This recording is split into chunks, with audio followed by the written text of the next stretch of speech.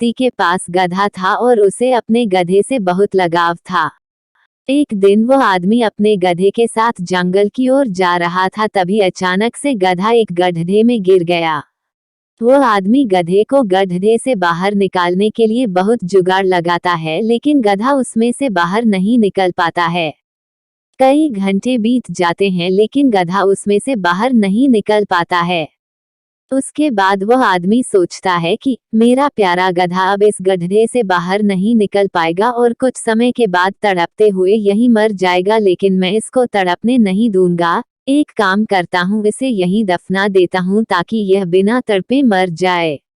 उसके बाद वह आदमी अपने गधे को दफनाने के लिए उस पर मिट्टी गिराना शुरू करता है।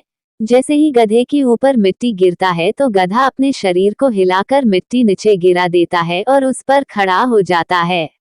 जब भी आदमी गधे के ऊपर मिट्टी फेंकता है, गधा उस मिट्टी को अपने ऊपर से झाड़कर नीचे गिरा देता है और उस पर खड़ा हो जाता है। ऐसे करके कुछ ही घंटों में गधा के नीचे की मिट्टी जमीन तक उठ जाती है और गधा ऊपर जमीन पर सही सलामत आ जाता है। इस कहानी से हम ये सीख सकते हैं कि मुसीबत के समय हमें सिर्फ समस्या के समाधान के बारे में सोचना चाहिए। आइए सुनते हैं अब दूसरी कहानी। एक ही समस्या पर बार बार मत रोआ करो। गांव में एक बुद्धिमान व्यक्ति रहता था और लोग अक्सर अपने समस्या का समाधान लेने के लिए उस बुद्धिमान व्यक्ति के पास आया करते थे और वह व्यक्ति सभी की समस्या सुलझा देता था। कई दिनों से कुछ लोग हर दिन एक ही समस्या का रोना रोने के लिए इस बुद्धिमान व्यक्ति के पास आते थे। अगले दिन वे लोग फिर आए तो इस बार बुद्धिमान व्यक्ति ने इन सभी को एक चुटकुला सुनाया तो सभी लोग हंस पड़े।